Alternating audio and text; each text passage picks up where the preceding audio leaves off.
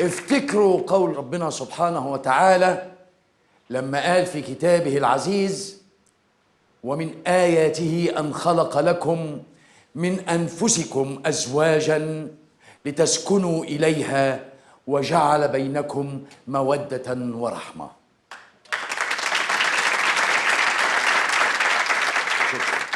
الطلاق، الكلمة اللي بقت زي اللبانة على لسان الشباب والبنات اللي لسه متجوزين.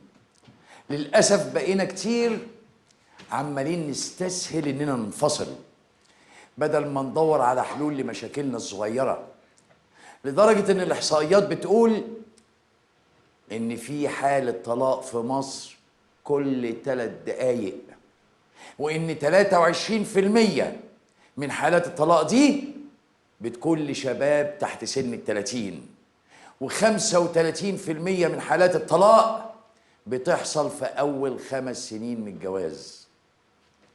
نفسي أعرف مين اللي قالها، مين أول واحد رماها في وسطينا ومشي، مين اللي قال يا بنت اتجوزيه على عيب وبكرة يتغير. الجملة دي لوحدها كانت سبب إن مزاولة المأذون لمهنته إنه يجوز الناس في 6 شهور ويرجع يطلقهم في 6 شهور التانية. المطلوب من الحكومة إنها تغير من سياستها عشان الشباب يعرف يتجوز. الحكومة لازم تدعم حق السكن وحق العمل اللي موجودين في الدستور عشان الشاب يعرف بعد كده يتجوز، لأن من غير سكن ومن غير عمل هيبقى عندنا بطالة وعشوائيات وجوازات فاشلة. على الدولة محاربة تجارة الأطفال والبنات القصر اللي بيتباعوا الرجالة مسنين تحت اسم الجواز، لأن دي جريمة إنسانية. لو أهل البنات فرطوا فيها المجتمع كله لازم يقف لهم. أما أنتم الاختيار الصح هو حجر الأساس لحياة زوجية سعيدة ومستمرة. كل واحد يتأقلم على عيوب التاني. احنا مش ملايكة، المسؤولية مشتركة. الراجل مش للفلوس وبس، والست مش دادة وبس. خليكوا راضيين عن حياتكوا، ما تبصوش على الحاجات الوحشة بس، بصوا هتلاقوا في حاجات حلوة كتيرة في حياتكوا. انتوا كيان واحد مش 2 صحاب. اوعوا تدخلوا حد غريب في حياتكوا. الحل دايما هو الحوار والفضفضة والتنفيس أول بأول. اوعوا تكوموا الزعل.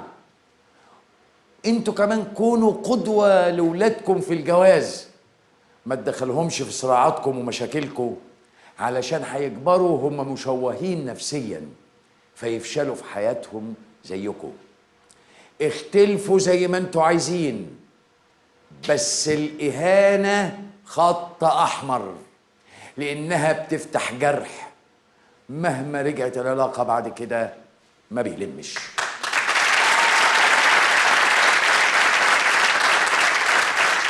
واحنا بنتكلم على الجواز والطلاق بين الراجل والست، الجواز والطلاق والخلع بس بين البشر؟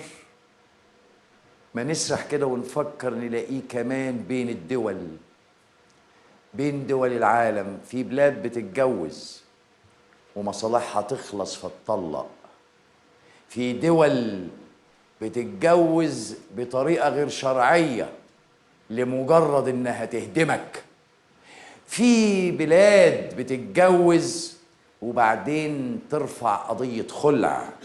كمان الدول مع بعضيها في المحاكم بتجري زي البني ادمين.